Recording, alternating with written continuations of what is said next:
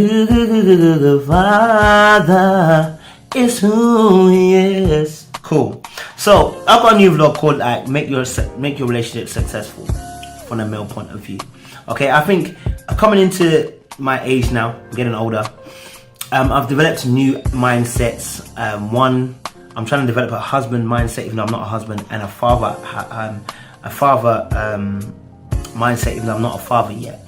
And the reason why I'm developing those stances and those mindsets is because I believe that those things will help a longevity of a relationship. Just to think with a boyfriend, it's not to think long term, and it's not to think with a strategic mindset.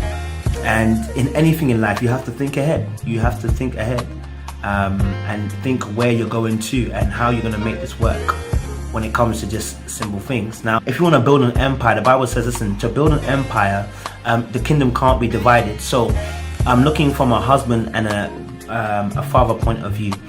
If I have a girlfriend, or if I have children, in order for my kingdom to survive, I've got to behave as a responsible husband. So things which are not going to be conducive to my relationship, I've got to X them out. If I know that this thing is not going to help my situation or help my relationship, why am I bringing it in? So respecting your woman is one of those things. Putting your woman on a certain level and saying, listen, this is my woman and this is my wife. This is my other half. This is my reflection. When you look at a person like that, that's why the Bible says, listen, the man should sacrifice himself for the woman, have that kind of love. It's like you look at your reflection, you die for yourself. Do you get it? So if I would die for myself, I would die for you. I know it's a paradox, don't watch that. Do you know what I'm saying? So if I look at it in a strategic point of view, I've got to be always looking to protect you at all costs. I've got to always be on guard to make sure that no serpents, no snakes, no dragons, no creatures, no monsters try to get at you. Whether that's physically, emotionally, spiritually. I've got to cover you on all bases, even on financially if it has to be too. Do you get it? So when we work on that angle and we understand that we think long term, it's one of those things. You've got to think strategic and get in that mindset, especially like being a father as well. How are you going to treat your children? What are you going to do differently from what your father did? That's my second point actually. As a aspiring father, I need to look at what mistakes my parents have made and look to rectify that for my children. Everything is about refining and progressing and getting better. So my parents could have done an excellent job, but what could I improve on? Because there's always room for improvement. And so whatever they failed at, or whether I feel that they didn't do enough, I need to make sure I do that. So for one thing, I say Africans, I don't think we tell our children we love them enough, you know. I remember I met a mother and a daughter, and she said, I'm just proud of you, darling. And the daughter couldn't take it. And I wonder why she couldn't take it. I think to myself, because we're so used to being told, listen, do this, do that, do this, do that. Come on, do better, do this. Do you know what I mean? So when someone says to you, listen, well done, well done, I'm proud of you, it's hard to take because you haven't had to take that before. So one thing I want to be making sure I tell my children is, listen, well done. When you come up with your homework, you've done it, well done. I want to get it into the head that I'm going to be saying well done regularly. It's not you've done something spectacular, I'm saying well done. I'm saying well done even when you've done your homework. I'm saying well done when you put your clothes up and put it in the room. Thank you. You're young, but I'm indoctrinating you with that positivity, because that positivity is going to help you in the long run. Do you get what I'm saying? So one thing as a father I've got to realize is that I've got to get that into the mindset now. Do you get me? So even that, you've got to train yourself with actually your missus or your other half, your hubby, and say, listen, like when she does something, listen, well done. Like I appreciate what you do. You know, pick up on the little things. And sometimes I don't. If I'm honest, sometimes I'm just like, I'm waiting for the big thing to happen. Do you know what I'm saying? I'm waiting for the big thing to happen and say, wow, well done, Where sometimes you've got to look at the minute things that happen and say, listen, like I felt what you did there, I like that what you did. That was cool. Be supportive as a husband and a father to your missus and to your children. That will help your relationship. That will help build a successful empire for your family. Do you get what I'm saying? Like I said, you need to consider your actions, but this one is a bit more specific in terms of consider how your actions may look to the outside world as well as your family. I always say this as well, like if I'm a husband or wife, if I'm a husband, if you're a husband, you got to think about certain movements you make. I remember, like for instance, a pastor may say, like when I'm counseling other women, I leave the door open. It's just to kind of protect myself from any stupidity that someone may try to use against me. That's forward thinking, that's strategic thinking, that's thinking about how someone else might perceive it. Because it's not about actually the deed being done, it's about the fact that someone could say that, and then once it's said to somebody else, it just lays a seed. And once that lays a seed, it can create doubt. And the last thing you want in a relationship is doubt. The last thing you want is somebody to feel some certain way. Do you get what I'm saying? So you have to look at it from that point of view. Words are very potent. So it might have been the action and the deed, but someone might have said, listen, I saw so and so with this. Another thing is this: constantly be honest. Where are you? What you doing? Who you phoning? Who you calling? What time? Like, if it needs to be said, say it. Because at the end of the day, when the information comes relayed back, is it going to make you look bad? Is it going to cause you to have to explain yourself in the most awkward fashion about how you did nothing? About how, nothing untoward happened here, I just was talking, Is that going to happen? So whether you're going to drop that in conversation with your person, or whether you need to drop that just a convo, or what, I don't know how you're going to do it, but honesty is so important.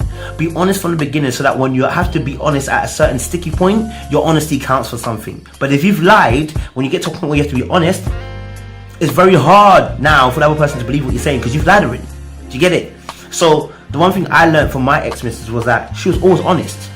And I learned that whenever she says something, I go, yeah, she's telling the truth. Now that's the same for me. I need to make sure that not just for me, everybody, when you're in a relationship, you gotta be honest and deep that honesty, hold that honesty, so that when it comes to a tough time, you can be honest.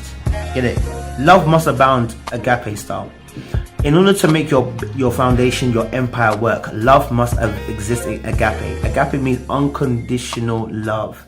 I would add on to that, God is love. God is love. God is the agape love. I'd add on that down to it. You get it? So in order to make your empire last and build, you need agape love. Forgiving certain things, even though it's painful. Such and stepping your toes 7 times, forgive it, let it go. Because bitterness, unforgiveness, they make an empire crumble. Because what comes out of that is an action which is not really out of love. It's an action that's detrimental to yourself and to other people around you. That's not going to make your empire grow. If someone has done something wrong to you in a relationship, you got to let it go. I know sometimes it's painful, and sometimes you think about it and you dream about it and you think about it and you deliberate over it and you're like, damn, that was so deep. But let it go. Do you get it? Let it go. Let it go. My opinion may be right, but it doesn't always matter. As a male, I know that males, we have strong opinions. Those of us are alpha males, we have strong opinions, and when we lay it down, Don. Do you get me? So, but I've learned this: your opinion may be right, but it's not always needed. Choose your timing wisely. There's time and seasons you need to say certain things. Choosing your battles wisely means that the person doesn't feel like you're nitpicking everything they do, and doesn't feel like they're being hit on by you, like you're just picking on every little thing, everything you're saying, everything you don't like, everything you're saying, this is not right. You get it? So nitpick your battles correctly. If they've left their socks on the floor and you told them you've left your socks on the floor, choose the right timing. Do you get it? Because you might have said it yesterday, the day before, and it leads to an argument. Not only does it lead to an argument, you get pissed, he gets pissed, now you're both pissed. Nobody's happy. Do you get it? Sometimes pick up the socks. Sometimes wash the dishes. Sometimes do the washing. Don't say it. You saw it already. Yep, you said it several times. Sometimes hold it. You get me? It saves a lot of fights which are unnecessary. A man shapes his wife and children just like a manager shapes his team. The man is very important to shaping his family. How you want your family to behave all depends, first of all, what woman you picked. That's the first and foremost thing. If you haven't watched my video, I said every relationship fault begins with a man. So go and watch that video. It begins with a man. I'll put a link down below. But everything starts with a man. So your family needs to be shaped by you. They're waiting to be shaped by you. So what you're needing your family to be like or do, you need to install that in them. Now, if you're a dictator like Hitler, I'm not asking you to shape your family. You don't need to be shaping your family. You need to get help. But if you're a loving husband and loving father, you want to shape your family to be in the right shape and form. Do you get it? So they can operate in the best fashion. So it's a case of being a man, understanding your position, and asserting authority at the right time, right season, and in the correct manner. We're not here to be a dictatorship. Do you get what I'm saying? So state your point, but not everything can be said, and it was always right, like I said at the previous point. But you are responsible for shaping your team. Mad. Your duty as a male as well is to make sure your family feels safe. Physically, emotionally, spiritually, financially, hold it down. It's your job to make your family feel safe. If they feel uncomfortable, that's something on you. Now, I'm going to say specifically like financially. this is an awkward situation. You may have lost your job. That's completely different. We're not talking about that. We're just talking about just holding your own. You know what I'm saying? If you lost your job, that's nothing to do with you. It wasn't your fault. But if you've been acting stupid, then yeah, it's your fault. Do you get it? Unless you got fired for good reasons. But yes, as a male, you got to hold on your whole family. You got to make them feel safe, make them feel secure. And when they feel secure, loyalty will come out. There'll be no need to drive the whip home. Do you get it? There'll be times where you have to just, as your kids, I'm going to beat them, just to be honest. I'm going to beat them, but I'm going to beat them in love. And it's not every time I'm going to beat them, but I will explain, this is why I'm beating you. Do you get it? So that so that they can feel safe and secure and know that, listen, it's not about fearing your father. It's about the fact I love you and discipline is installed and needed in you. Oh no, last point actually. I don't want to say that point. Be supporting and not downcast. Africans especially, we know, listen, you go for a sports day, your parents say, listen, I can't come and work it. I know they're working hard. You know, a lot of times our parents can't get involved in some of the stuff that we want them to get involved in. We want them to come and see this, we want them to come and see that. And they don't have the time to come and see that. That's understandable.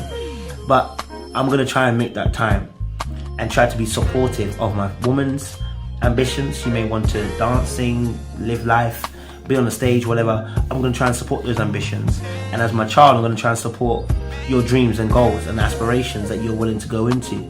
Because at the end of the day, you're a representation of me. And so if you don't fly, it means I'm not flying. I'm trying to hold you down. Why should I hold you flying? Do you get what I'm saying? So as to make a relationship successful, to build your empire, it requires you to be supportive of your woman and supportive of your kid. That's me. I'm signing out.